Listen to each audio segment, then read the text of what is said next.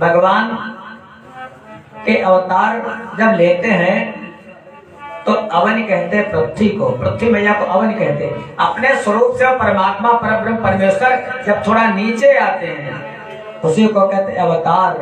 भगवान जन्म नहीं लेते, भगवान गर्भ में नहीं जाते हैं, भगवान प्रकट हो जाते हैं। इसीलिए लिखा है वह प्रकट कृपाला।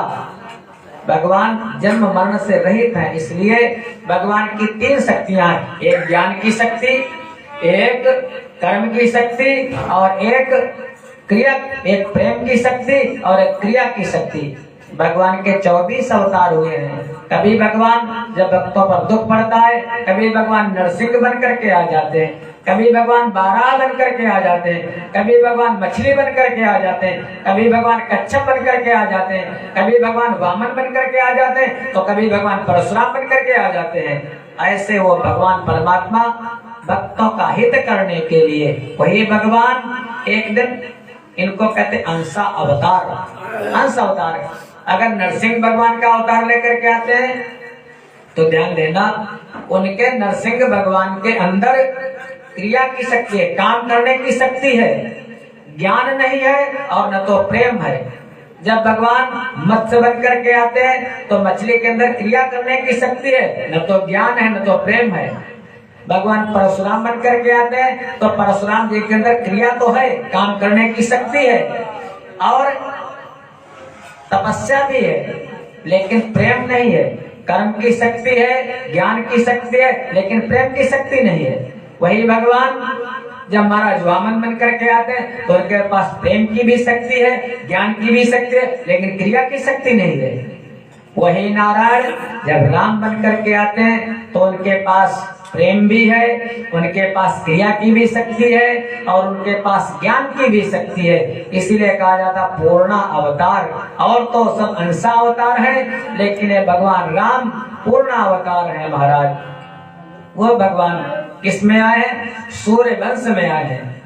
हमारे परम आदरणीय स्वामी भैया पधारे, बहुत बहुत धन्यवाद। बहुत व्यस्तम जीवन है, लेकिन थोड़ा अपना समय दे देते हैं। पहले भी आ गए थे, आज भी आ गए। बहुत बहुत हृदय से आशीर्वाद, धन्यवाद। प्रेम से बोलो सियावर रामचंद्र भगवान की। वही भगवान जब अपनी सारी शक्तियों से प्रकट होते हैं तो भगवान आए हैं सूर्य वंश में। अब सूर्य वंश में तो भगवान ने सोचा कि भगवान भास्कर, भगवान सूर्य नारायण को तो होना चाहिए, साक्षी होना चाहिए। इसलिए भगवान के जन्म लेने का कारण दिन में सूर्य वंश में आए तो सूर्य आकाश में था, और भगवान हमारे कन्हई चंद्रवंश में आए हैं तो चंद्रवंश में उन्होंने सोचा चंद्रमा तो होना चाहिए। इसलिए वो अष्टमी के दिन चंद्रमा 11 बजे के करीब उदित होता है। इसलिए भगवान ने, कृष्ण ने रात्रि को 12 बजे जन्म लिया, क्योंकि चंद्रवंश में आए और ये भगवान सूर्य वंश में आए हैं। इसलिए मध्याह्न का काल का समय, अभिजित मुहूर्त, और कितना शुभ समय है, जैसे आज का समय है महाराज। यही दिन रहा होगा त्रेता के समय। कहते हैं मध्य दिवस अति शीतल घामा। ऐसा कई दिनों से इतनी ठंडक थी, वो मैंने पहले ही बताया था। और आज देखो, न तो ठंडक और न तो गर्मी, सब बादल पता नहीं कहाँ चले गए। भगवान भास्कर भगवान के प्राकट के समय निकल आए, और ऐसा मंदिर बना है, ऐसा हमारे वैज्ञानिकों ने उस पर ऐसा रिसर्च करके बनाया है कि जब रामनवमी आएगी तो रामनवमी पर एक उसमें ऐसा कहीं छेद बना है कि भगवान के विग्रह पर, भगवान राम जी के मस्तक पर भगवान भास्कर की किरण सीधे पड़ेगी नवमी के दिन। वैसे नहीं, जब नवमी रामनवमी होगी, रामनवमी के दिन ठीक 12 बजे भगवान सूर्य का प्रकाश भगवान के मस्तक पर पड़ेगा। ऐसा दिव्य महाराज, कैसी कैसी महिमा उनकी, जिनका घंटा महाराज 6 कुंटल का 10 किलोमीटर तो उसकी ध्वनि जाएगी। वो राजा राम सरकार है महाराज, कितना सुंदर। अरे इतनी बड़ी बड़ी धूप, कहते हैं ना, जय पावा राखा नहीं कहो, कितना मैं दे दूं भगवान के लिए। कहाँ कहाँ से, अपने ही से मैंने फोन पर देखा था, वो लड्डू को पालो, 51 किलो का एक लड्डू और 11 किलो के 11 लड्डू वो लेकर के गए। जिसके मन में आया, अरे भगवान को कोई कुछ दे सकता है, लेकिन हम लोग तो भाव तो अर्पित ही कर सकते हैं उन भगवान को। ऐसा दिव्य भगवान का स्वरूप। कौन तिथि है? नवमी।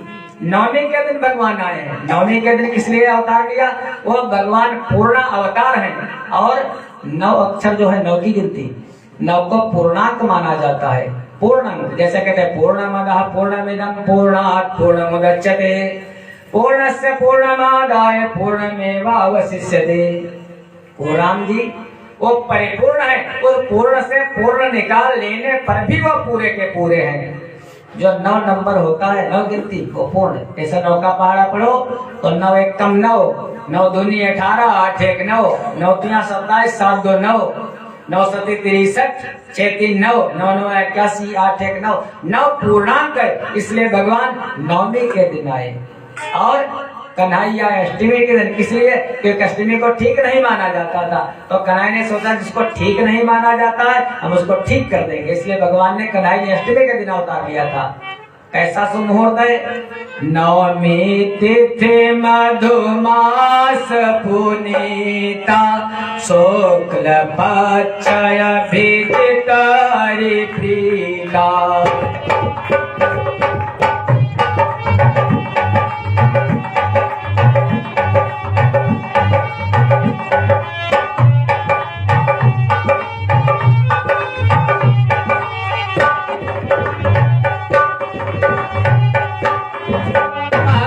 दिवसयति शीतन घामा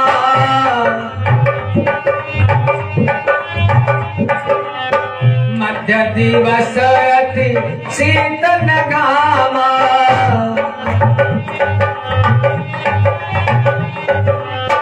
पावन काल लोक विश्रामा।